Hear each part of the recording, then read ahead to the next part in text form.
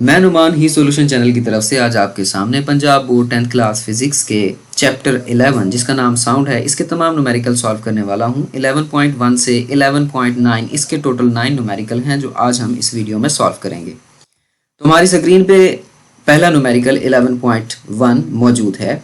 A normal conversation involves a sound intensities of about 3 multiplied by 10⁻⁻6 Wm-2। What is the decibel level for this intensity? What is the intensity of the sound for 100 decibel? एक normal गुफ्तो-शनीद conversation के दौरान जो intensities रहती हैं वो 3 multiplied by 10⁻⁻6 हैं। इस intensity के लिए, इस कन्वर्सेशन के लिए जो डेसिबल लेवल है वो आपको मालूम करना है। और इस क्वेश्चन के दूसरे पार्ट में what is the intensity of sound for 100 decibel, अगर हम पहले क्वेश्चन मार्क तक इसका एक हिस्सा गिन लें और इस पहले क्वेश्चन मार्क के बाद दूसरे क्वेश्चन मार्क तक इसका दूसरा हिस्सा गिन लें, तो कुल मिला के बात यह है कि पहले हिस्से में आपको एक इंटेंसिटी के लिए डेसिबल लेवल बताना है और दूसरे हिस्से में एक डेसिबल लेवल दिया गया है उसके लिए इंटेंसिटी बतानी है। डेसिबल लेवल कहें, साउंड लेवल कहें या इंटेंसिटी लेवल कहें, बात एक ही होती है। ठीक है, इसको याद रखेंगे। जबकि इंटेंसिटी को हम कैपिटल आई से डिनोट करते हैं। तो हमारी स्क्रीन पे गिवन डाटा मौजूद है। Intensity of sound I capital is equal to 3 multiplied by 10⁻⁻6 Wm-2। Intensity level is equal to 100 decibel. ये दो वैल्यूज यहाँ पे हमारे पास लिखी हुई हैं। फाइंड हम लिख लेते हैं इंटेंसिटी लेवल फॉर, मैंने ब्रैकेट में लिखा है ताकि ये दोनों चीजें अलग रहें। इंटेंसिटी लेवल बताना है किसके लिए, इंटेंसिटी है 3 मल्टीप्लाइड बाय 10⁻⁻6 Wm-2। ठीक है, ये फार की सूरत में मैंने लिखा है is equal to question mark. और दूसरे के लिए हमें इंटेंसिटी बतानी है, कैपिटल आई मतलब बताना है हमें फॉर डेसिबल लेवल 100 डेसिबल। ठीक है, चलें कैलकुलेशंस की तरफ हम चलते हैं। कैलकुलेशन में सबसे पहले एक फॉर्मूला जो कि आपने साउंड चैप्टर के अंदर देखा होगा वो ये है, intensity level is equal to, या साउंड लेवल या decibel level is equal to 10 log I/I0 decibel.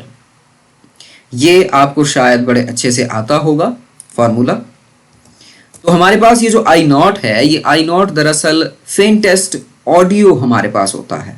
ठीक है, या फेंटेस्ट ऑडिएबल साउंड हमारे पास ये है, यानी सबसे कमजोर से कमजोर तरीन सुनी जाने वाली आवाज ये I0 है। 10⁻⁻12 Wm-2 ये आपके पास इसकी वैल्यू है और ये आपको एज अ कांस्टेंट याद रखनी पड़ेगी। न्यूमेरिकल्स में हमें ये जगह जगह पुट करनी पड़ेगी, तो ये आपको याद होनी चाहिए।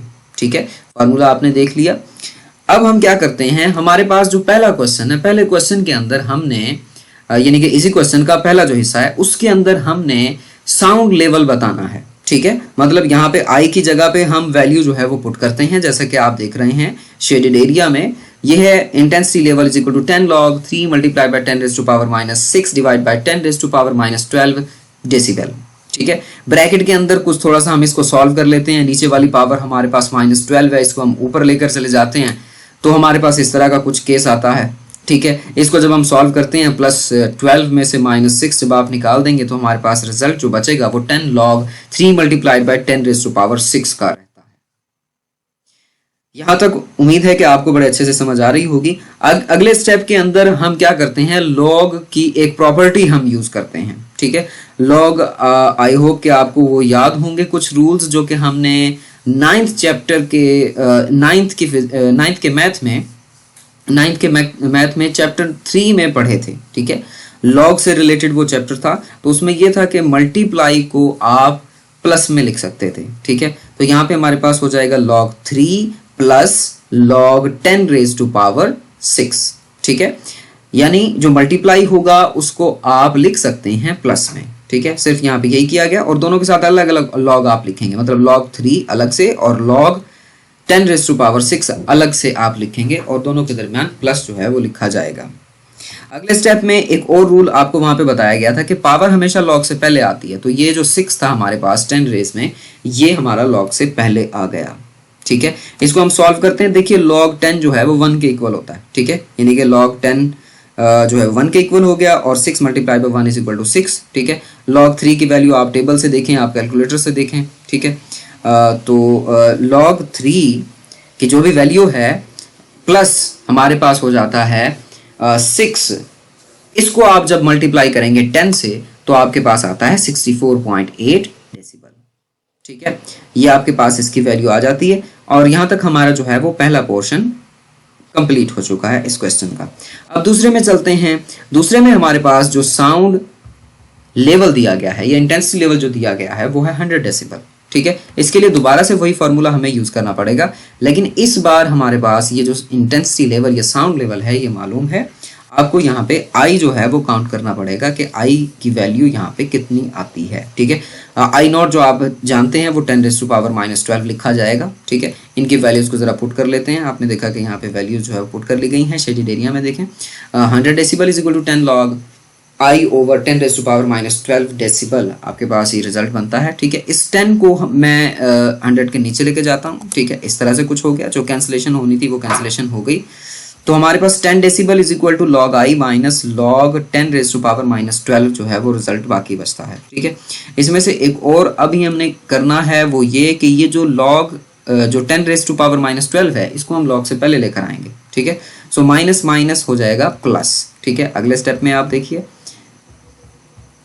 ये देखिए अगले स्टेप में जो है वो हमने इसी तरह से किया है। ठीक है, जो उससे पहले हमने एक और काम भी इसमें किया, वो ये है कि लॉग आई जो है, ठीक है, वो जाहिर सी बात है कि हमें मालूम करना है। ठीक है, लॉग आई हमें मालूम करना है, तो हम क्या करते हैं, इस वाली वैल्यू को माइनस लॉग 10⁻⁻12, ठीक है, इसको हम उधर ले जाते हैं दूसरी तरफ, तो ये माइनस का ही हो जाएगा, प्लस का लिखा जाएगा। Log I is equal to 10 minus का ये प्लस हो जाएगा, प्लस लॉग 10⁻⁻12। ठीक है, इस वाले केस में आप देख सकते हैं यहाँ पे। ठीक है, तो अगले स्टेप के अंदर वो पावर वाला किया जाएगा। ठीक है, जो कि मैं करना चाह रहा था। तो यहाँ पे ये माइनस जो है वो इधर आ जाएगा, -12 जो है वो इधर आ जाएगा लॉग से पहले। ठीक है, प्लस माइनस माइनस -12 लॉग 10। ठीक है, log I is equal to 10 minus 12 log 10। Log 10 की वैल्यू जो है वो बिल्कुल 1 होती है। ठीक है, तो ये log I is equal to 10 minus 12, आपके पास जो रिजल्ट आता है log I is equal to -2। Log I is equal to 10 log I is equal to -2 हमारे पास जो रिजल्ट आता है, इसमें जाहिर सी बात है कि हमें लॉग आई नहीं चाहिए, हमें जस्ट आई चाहिए, इंटेंसिटी चाहिए। ठीक है, तो उसके लिए हम एंटी लॉग करेंगे, taking antilog both side, जैसे कि आप देख सकते हैं शेडेड एरिया में। Antilog of log I is equal to antilog of -2 आपके पास रिजल्ट आता है। तो यहाँ से जो ये लॉग है आई के साथ, ये एंटी लॉग के साथ कैंसिल हो जाएगा और इस साइड से सिर्फ आई बचेगा। और एंटी लॉग ऑफ -2, देखें यहाँ पे आपको -2 के एंटी लॉग निकालने के लिए किसी टेबल की या किसी कैलकुलेटर की कोई ज़रूरत नहीं है। इसका सादा तरीका ये है, आप 10 raise to power antilog की वैल्यू बना दें। ठीक है, एंटी लॉग की जो भी यहाँ पे वैल्यू होगी वो 10 रेज़ टू पावर आप लिख दें, यानी कि यहाँ पे -2 है तो आपके पास जो रिजल्ट बनेगा वो i is equal to 10 raise to power -2 बनेगा। ठीक है, मतलब एंटी लॉग के साथ जो भी वैल्यू है वो आप 10 रेज़ टू पावर बना देंगे तो वो उसका एंटी लॉग कहलाएगा। ठीक है, इसको आप एक और तरीके से भी लिख सकते हैं 10 रेज़ टू पावर -2 को, वो है 0.01 Wm-2। ठीक है, तो यहाँ तक आपका पहला न्यूमेरिकल जो है वो सॉल्व हो जाता है। चलिए चलते हैं हम अपने दूसरे न्यूमेरिकल की तरफ, जो कि है 11.2। 11.2 आपके पास स्क्रीन पे मौजूद है। If at Anarkali Bazaar Lahore intensity level of sound is 80 decibel, what will be the intensity of sound there. Anarkali Bazaar Lahore में इंटेंसिटी लेवल है साउंड का 80 डेसिबल, 80 डेसिबल। वहाँ पे इंटेंसिटी आपको बतानी है कि कितनी होती है। ठीक है, तो जैसे पहला न्यूमेरिकल हमने सॉल्व किया वही फार्मूला जो है वो यहाँ पे इस्तेमाल में आएगा। ठीक है, गिवन डाटा जो है वो यहाँ पे हम लिख लेते हैं। गिवन डाटा आपकी स्क्रीन पर जस्ट एक ही चीज़ जो है वो हमें दी गई है, वो है जी साउंड लेवल या इंटेंसिटी लेवल। ठीक है, वो आपके पास आ गया 80 डेसिबल। इसके अलावा फाइंड जो करनी है वो इंटेंसिटी है, जिसको बड़े आई से डिनोट किया जाता है, कैपिटल आई से डिनोट किया जाता है। वी नो दैट हमें फिर से वही फार्मूला यहाँ पे यूज़ करना है। ठीक है, तो यहाँ पे इनकी वैल्यूज़ को हम पुट कर लेते हैं। आई नॉट हमें पता है 10 रेज़ टू पावर -12 Wm-2 होता है। इनकी वैल्यू को पुट करते हैं तो ये रहा हमारे पास 80 decibel is equal to 10 log I over 10 raise to power -12, जो कि आई नॉट की वैल्यू है डेसिबल।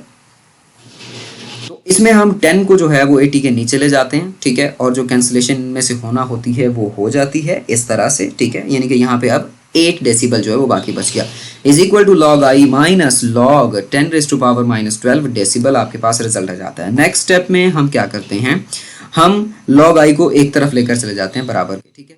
ये देखिए लॉग आई को हम इसी तरफ छोड़ देते हैं बराबर के, और ये वाला जो माइनस लॉग 10⁻⁻12 है इसको हम बराबर के उस तरफ ले जाते हैं, ठीक है, 8 वाली साइड पे। तो ये होगा 8 माइनस का है तो ये प्लस का हो जाएगा, ठीक है। पावर में कोई तब्दीली नहीं आएगी, जस्ट यहाँ पे जो है वो हमारा साइन चेंज होगा, ठीक है। ये है 8 प्लस लॉग 10⁻⁻12, ठीक है। जैसे कि आप शेडेड एरिया में देख सकते हैं log I is equal to 8 plus log 10⁻⁻12 आपके पास इसका रिजल्ट आता है, ठीक है। तो अब एक और स्टेप करते हैं कि हमेशा जो पावर होती है वो लॉग से पहले लिखी जाती है, तो हमने यहाँ पे लॉग से पहले लिखी, ठीक है। प्लस माइनस माइनस हुआ तो 8 माइनस 12 log 10 लिखा गया। तो यहाँ पे जाहिर सी बात है कि log 10 1 के इक्वल होता है, यहाँ पे जस्ट 12 बचता है, तो हमारे पास जो रिजल्ट आता है वो log i is equal to -4 आता है। जाहिर सी बात है कि हमें यहाँ पे log i तो नहीं चाहिए, हमें जस्ट i चाहिए इस जगह पे, ठीक है। तो हम क्या करते हैं, हम इस जगह पे एंटी लॉग ले लेते हैं बोथ साइड, ठीक है। एंटी लॉग बोथ साइड आप शेडेड एरिया में देख सकते हैं, आपकी स्क्रीन पे मौजूद है। तो यहाँ पे एंटी लॉग और लॉग जो है वो आपस में कैंसिल हो गया, यानी एक साइड से हमारे पास जस्ट आई बच गया, ठीक है। लॉग और एंटी लॉग आपस में कैंसिल हो गए, is equal to antilog -4 है, ठीक है। एंटी लॉग के लिए आपको कुछ नहीं करना, सिर्फ 10⁻⁻4 बनानी है, ठीक है। आपको कोई कैलकुलेटर यूज नहीं करना, आपको कोई टेबल यूज नहीं करना, बस जितना भी यहाँ पे एंटी लॉग की वैल्यू लिखी होगी उतनी आपको 10⁻⁴ बना देनी पड़ेगी। तो ये जो है वो एंटी लॉग का रिजल्ट आता है। सो इस इधर से हमारे पास आई बचता है, इज इक्वल टू 10⁻⁴ WM-2 आपके पास रिजल्ट आता है। चलिए चलते हैं तीसरे न्यूमेरिकल की तरफ। आई होप कि आपको पहले 2 न्यूमेरिकल जो है वो अच्छे से क्लियर हो गए होंगे। तो हमारे पास स्क्रीन पे मौजूद है 11.3 न्यूमेरिकल है।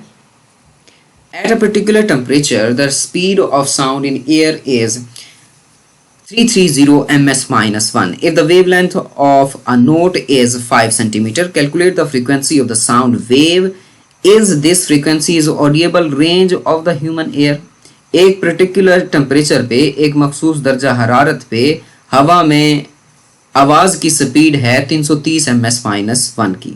अगर इसकी वेवलेंथ बताई जाती है एक नोट के लिए, यानी कि एक वेव होती है उसमें नोट भी होते हैं, ठीक है। खैर वो ज़रूरी नहीं है फ़िलहाल आपके लिए यहाँ पे, तो जब हम इसको पढ़ेंगे चैप्टर को तो फिर वहाँ पे ये क्लियर हो जाएगा।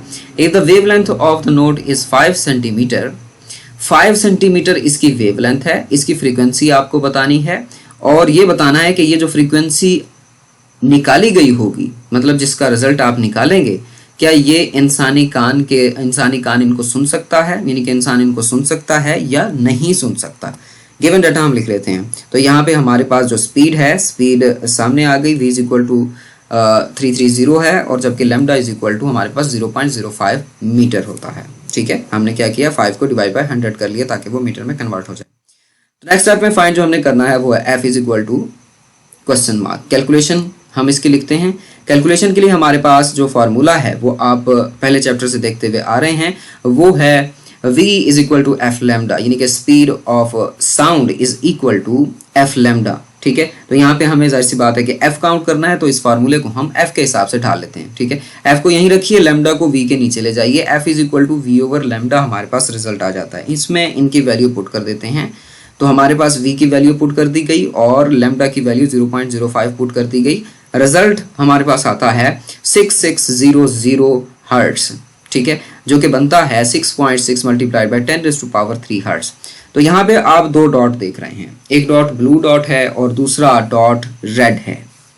तो इसमें दरअसल ये जो वैल्यू है ये बगैर पॉइंट के वैल्यू है, ठीक है, मतलब इसमें इशारिया नहीं है। तो जिस वैल्यू के अंदर पॉइंट नहीं होता माना यह जाता है कि उसका पॉइंट आखिर में है, ठीक है, जिसको ये ब्लू डॉट शो कर रहा है, ठीक है। पॉइंट नहीं है मींस इसका पॉइंट आखिर में, और ये ब्लू उसी को शो कर रहा है। तो जब इसको आप साइंटिफिक नोटेशन में बदलते हैं, तो साइंटिफिक नोटेशन में बदलने के लिए आपको इस पॉइंट को शिफ्ट करना पड़ता है फर्स्ट नॉन जीरो फिगर के बाद। फर्स्ट नॉन जीरो फिगर हमारा कौन सा है, वो है 6, ठीक है। तो इस ब्लू को हमें शिफ्ट करना पड़ेगा रेड वाली जगह पे, ठीक है। तो दरमियान में कितने हिंसे आ जाते हैं, 1 2 3, ठीक है, यानी कि 600 दरमियान में आ जाता है। तो ये 3 फिगर हमारे पास बनते हैं, ठीक है। तो हमने लिखा 6.6 मल्टीप्लाइड बाई 10⁻³ हर्ट्स।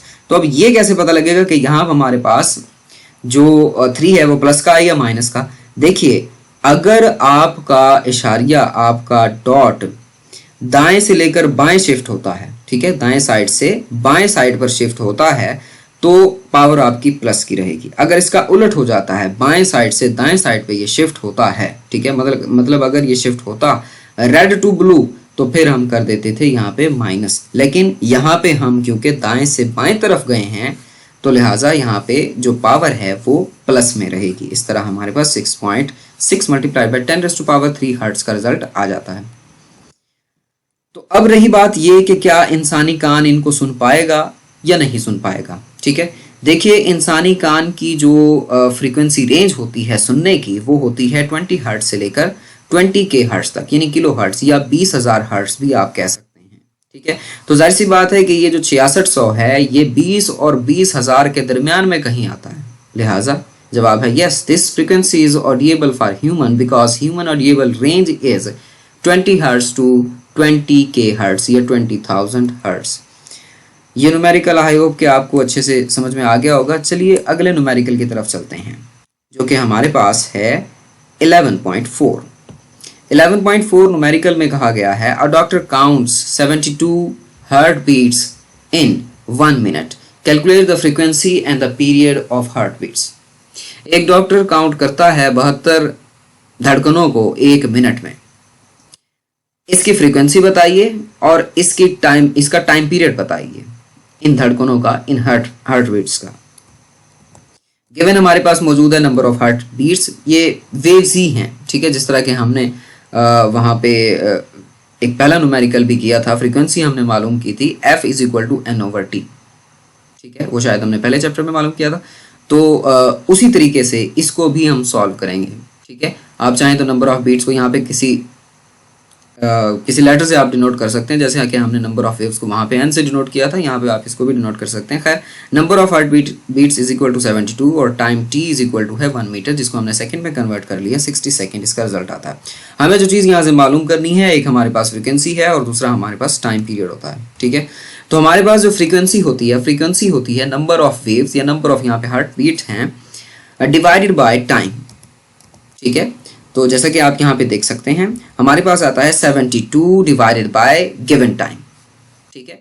एक मखसूस दी गई वेव्स की तादाद या चक्रों की तादाद, ठीक है, या यहाँ पे इस केस में हमारे पास हार्ट बीट्स की तादाद को दिए गए वक्त पे अगर हम तकसीम कर देते हैं तो हमारे पास फ्रीक्वेंसी जो है वो आ जाती है, ठीक है। जो एक दिए गए वक्त में जो काउंट की जाती है वो दिया गया वक्त आप उसकी तकसीम में लिखें, मतलब ऊपर वेव्स की तादाद और नीचे टाइम लिखें तो आपके पास आपका रिजल्ट आ जाता है 1.2 हर्ट्ज, ठीक है। तो आगे अब हम जाहिर सी बात है कि टाइम पीरियड बड़ी आसानी के साथ फॉलो कर सकते हैं, ठीक है। वो हमारे पास होता है t is equal to 1/f is equal to 1/1.2, result आता है 0.83 सेकेंड्स।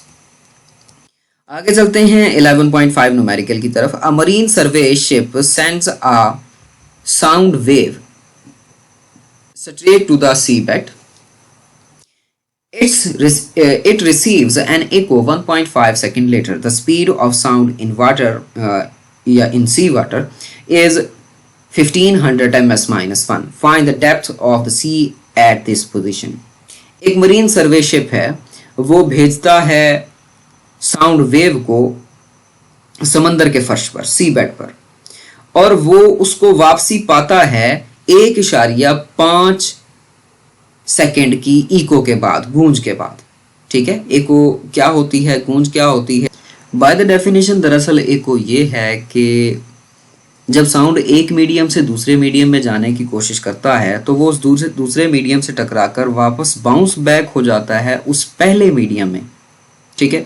इसको इको ऑफ साउंड या इसको रिफ्लेक्शन भी बोला जाता है, ठीक है। अमूमन शायद आपने टीवी पे ये देखा होगा कि एक साउंड जो है वो भेजा जाता है, एक आवाज़ जो है वो कही जाती है और वो पहाड़ों वगैरह से टकरा कर वापस जो है वो उसके पास लौटती है। तो ये क्या है? ये एको है, ये दरअसल रिफ्लेक्शन ऑफ साउंड है, ठीक है। बाय द डेफिनेशन भी मैंने आपको बता दिया और वैसे भी जनरली मैंने आपको ये समझा दिया। चले चलते हैं वापस न्यूमेरिकल की तरफ। तो यहाँ पे हमारे पास जो गिवन डाटा है वो लिख लेते हैं। यहाँ पे हमारे पास स्पीड है और यहाँ पे एको है, दो चीज़ें हमारे पास हैं, यानी कि एक तो आवाज़ हो गई और दूसरी एको है, ठीक है। आवाज क्या है, अगर वो एको नहीं हो रही तो एक जगह से दूसरी जगह पहुंचने तक उसको एक वक्त लगेगा। लेकिन एको जाहिर सी बात है कि वो लौट कर आती है तो उसको वो वक्त दोगुना लगेगा। ठीक है, आगे जाहिर सी बात है कि जब उसको रास्ता नहीं मिलेगा तो वो वापस आपकी तरफ ही लौटेगा साउंड। ठीक है, तो इस तरह से जो एको का टाइम होता है वो दोगुना होता है उस आवाज की निस्बत जो दूसरे जो कि बाउंस बैक नहीं होती। ठीक है, तो यहाँ पे हमारे पास फाइंड में डेप्थ जो है वो हमें इसकी फाइंड करनी है सी बेड तक, मतलब उस मरीन से लेकर उस सी बेड का जो फासला है वो कितना है, इसको डी से डिनोट किया गया डिस्टेंस के शक्ल में। तो यहाँ पे कैलकुलेशन हम इसकी करते हैं। कैलकुलेशन आपकी स्क्रीन पे ये रही। यहाँ पे हमारा फार्मूला है कि speed is equal to D over T. ठीक है, तो यहाँ पे जाहिर सी बात है कि हमने डेप्थ काउंट करनी है, तो उसके लिए D is equal to V T हम कर लेते हैं। देखिए डी यहीं पर रहा और ये टी जो है उस v के साथ चला गया, तो ये d is equal to V T होता है। तो यहाँ पे इसमें हम इसकी वैल्यू जो है पुट कर लेते हैं। जाहिर सी बात है कि पुट करने से पहले हमारे पास t तो मौजूद नहीं है, हमारे पास तो एको मौजूद था। ठीक है, तो जिस तरह के मैंने कहा कि वो जो टाइम होता है, ठीक है, साउंड का एक जगह से दूसरी जगह पहुँचने का, वो सिंगल होगा एको की निस्बत। ठीक है, क्योंकि एको तो बाउंस बैक होने वाली आवाज है ना, मतलब आवाज आपने अपने मुंह से निकाली है, वो सामने गई है, वो किसी दीवार से टकरा कर वापस आपके कानों की तरफ आई है, तब आपने सुना है। ठीक है, यानी कि कुछ जो है वो जाने का वक्त हुआ और कुछ वापस उस दीवार से टकरा कर लौट कर आने का वक्त हुआ आपके कानों तक, ये एको है। तो इसके मुकाबले में ये जो टाइम होता है ये आधा होता है, इसी वजह से जाहिर सी बात है कि मैंने इसको डिवाइड बाय 2 किया है। ठीक है, तो ये common sense just T is equal to echo divided by 2 is equal to 1.5 हो गया और हमारा रिजल्ट आता है 0.75। ठीक है, तो इसको जब हम पुट कर लेते हैं उसी फार्मूले में जो कि हमें ऊपर अभी जो हमने निकाला है, d is equal to V T is equal to 1500 multiplied by 0.75 is equal to 1125 m यानी कि मीटर्स। ये हमारा डिस्टेंस जो है वो होता है उस मरीन शिप से लेकर सी बेड तक। ठीक है, आई होप कि आपको समझ में आ गया होगा। चलिए चलते हैं अगले न्यूमेरिकल की तरफ। अगला न्यूमेरिकल हमारे पास है 11.6। ठीक है, थोड़ा उसको ऊपर कर लेते हैं। A student clapped his hands near a cliff, cliff मतलब चट्टान कह लें। ठीक है, and hear the echo after 5 second. What is the distance of the cliff from the student if the speed of sound is taken as 346 ms-1। एक student ताली बजाता है एक क्लिफ पर खड़ा हो और इसकी एको 5 सेकंड के बाद उसके पास वापस लौटती है। अब आपको डिस्टेंस बताना है इस क्लिफ का। ठीक है, क्लिफ पे दरअसल वो ठहरा हुआ नहीं है, क्लिफ सामने कहीं मौजूद है। ठीक है, वो ठहर कर जो है वो जब ताली बजाता है तो ये जो ताली की आवाज है, ये जो क्लैपिंग की आवाज है, ये इस क्लिफ से टकराकर वापस इसकी तरफ लौटती है 5 सेकंड में। आपको बताना है कि इस स्टूडेंट का इस क्लिफ से कितना फासला होगा, जबकि स्पीड यहां पे हमें बताई गई है 346 ms-1। गिवन डाटा हमारे पास है 346 ms-1, echo is equal to 5 second.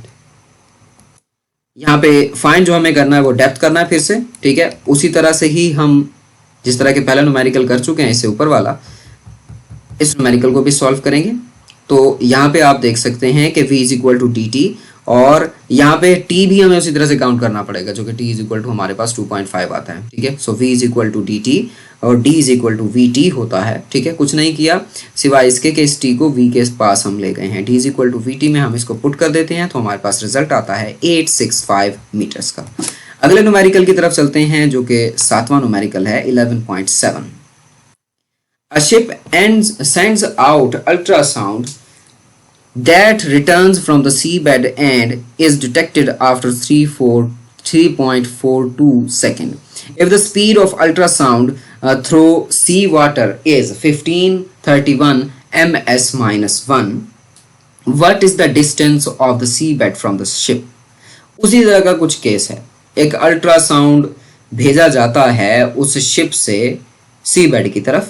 ठीक है, और वो सी बेड से टकरा कर अल्ट्रासाउंड वापस आता है उसी शिप के सेंसर में 3.42 सेकंड के बाद।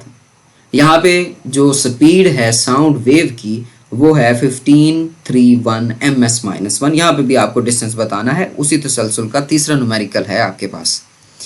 ये हमारे पास स्पीड हो गई गिवन डाटा में, और हमारे पास एको लिखा गया। फिर हमने डेप्थ जो है वो मालूम करनी है। उसी तरह से ही देखिए हम इसको लिखेंगे v is equal to T over T, D is equal to V T, यहाँ पे हम t निकाल लेते हैं जो कि 1.71 आ गया, और फाइनली जब हम इसको पुट करते हैं d is equal to V T में, तो आपके पास रिजल्ट आ जाता है 2618 मीटर्स। अगला हमारे पास न्यूमेरिकल है 11.8। The highest frequency sound humans can hear is about 20,000 hertz. What is the wavelength of the sound in air at this frequency at a temperature of 20 degrees Celsius? What is the water wave of the slowest sound we can hear of about 20 hertz? Assume the speed of sound in air at 20 degrees Celsius is 343 ms minus 1. यहाँ पे ज़्यादा से ज़्यादा frequency जो इंसानी कान सुन सकता है वो है 20,000 हर्ट्ज। इसके लिए आपको वेवलेंथ बतानी है अगर टेम्परेचर हमारा होगा 20 डिग्री सेल्सियस का, और दूसरे में भी आपको वेवलेंथ बतानी है, बस यहाँ पर जो फ्रीक्वेंसी है वो पहले वाले से चेंज है। 20 हर्ट्ज की फ्रीक्वेंसी आपके पास हो जाती है, ठीक है, और यहाँ पे भी टेम्परेचर सेम ही है, जबकि साउंड की जो स्पीड यहाँ पे बताई गई है वो 343 है। यानी यहाँ पे दो फ्रीक्वेंसीज बताई गई हैं और एक स्पीड की वैल्यू दी गई है, ठीक है। तो हम F1 और F2 कह के इनको पुकार लेते हैं। F1 जो है वो 20,000 हर्ट्ज हो जाता है और F2 जो है वो 20 हर्ट्ज हो जाता है, ठीक है। हमारे पास V स्पीड भी मौजूद है 343, उसको भी हमने साथ में लिख लिया। फाइंड जो करना है वो लैम्डा करना है दोनों ही सूरतों में, ठीक है। लैम्डा 1 एक डोनेट कर लिया और दूसरा जो है हमने डिनोट कर लिया लैम्डा 2 दूसरी वाली फ्रीक्वेंसी के लिए, ठीक है। कैलकुलेशन करते हैं तो इसके लिए फार्मूला जो कि आप जानते हैं v is equal to F lambda लिखा जाता है, इसको हम लैम्डा के लिए मॉडिफाई कर लेते हैं। तो यहाँ पे f को आप v के नीचे ले जाइए, तो यहाँ पे lambda is equal to v over f आपके पास रिजल्ट आता है, ठीक है। विद रिस्पेक्ट टू 1 और विद रिस्पेक्ट टू 2 अब हम इनको फाइंड करने चले हैं। तो यहाँ पे आप अपनी स्क्रीन पर देख सकते हैं इस टेबल में, ठीक है। पहले इसको देख लीजिए, यहाँ पे आपने lambda is equal to V over F with respect to 1 ये हो गए, ठीक है। तो इनकी वैल्यू हमने पुट की, आपके पास रिजल्ट आता है 0.01715, ठीक है। हम आखिर वाले इस 15 को 2 यानी कि 20 का 0 जो है उसके अलावा जस्ट 2 हम इसको कर देते हैं, ठीक है। यानी कि राउंड अबाउट करने के लिए हमें क्या करना पड़ेगा, इस 15 को हम 2 की रेंज में ले जाते हैं, ठीक है। तो यहाँ पे हमारे पास अप्रोक्सीमेटली इक्वल टू होता है 0.0172 मीटर्स, ठीक है। तो यहाँ पे हमारे पास जो रिजल्ट आएगा लैम्डा इज इक्वल टू, देखिए फर्स्ट नॉन जीरो के बाद आपको इशारिया चाहिए ना, तो यहाँ पे 1 के बाद आपको इशारिया चाहिए होगा। अब यहाँ पे देखें जो शिफ्टिंग हो रही है वो लेफ्ट टू राइट हो रही है, इसका मतलब ये है कि फर्स्ट नॉन जीरो जहाँ पे आपको पॉइंट चाहिए होगा, जहाँ पे आपको इशारिया चाहिए होगा, उसके और जो पहले वाला इशारिया मौजूद है इनके दरमियान जितने फिगर आएंगे उनके ऊपर पावर माइनस की होगी, क्योंकि ये लेफ्ट टू राइट शिफ्ट हो रहा है यहाँ पे। तो ये हमारे पास लैम्डा 1 की वैल्यू आ गई, ये है 1.72 मल्टीप्लाइड बाई 10⁻⁻2 मीटर्स। इसी तरह से लैम्डा 2 की वैल्यू भी आपने काउंट करनी है। लैम्डा 2 उसके मुकाबले में ज़रा ज़्यादा सिंपल रहेगा। ये है lambda 2 is equal to V over F 2, lambda 2 is equal to 343 divided by 20, result आपके पास आता है 1.715 मीटर्स।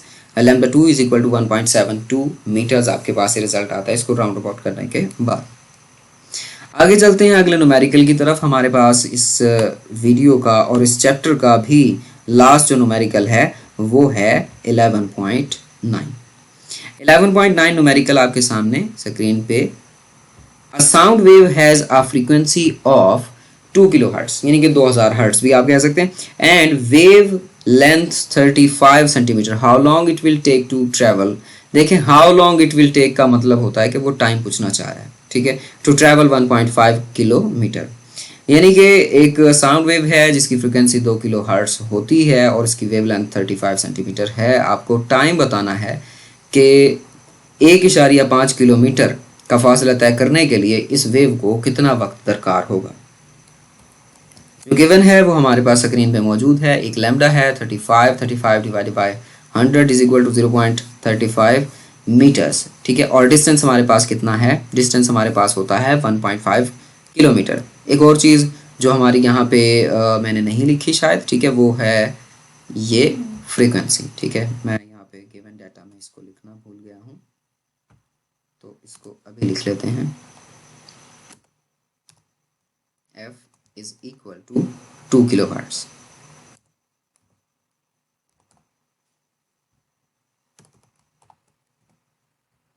तो ये जो वैल्यूज हैं ये हमारे पास इस जगह पे मौजूद हैं, ठीक है। हमें इस जगह पे टाइम जो है वो काउंट करना है। टाइम काउंट करने के लिए अब हमारे पास जो चीज़ें मौजूद हैं वो है एक फ्रीक्वेंसी और एक है हमारे पास वेवलेंथ और एक और चीज़ हमारे पास है वो है डिस्टेंस, ठीक है। तो चलिए अब इसको जो है वो हम मालूम करते हैं कि ये कितना होगा। तो कैलकुलेशंस हमारे पास हैं।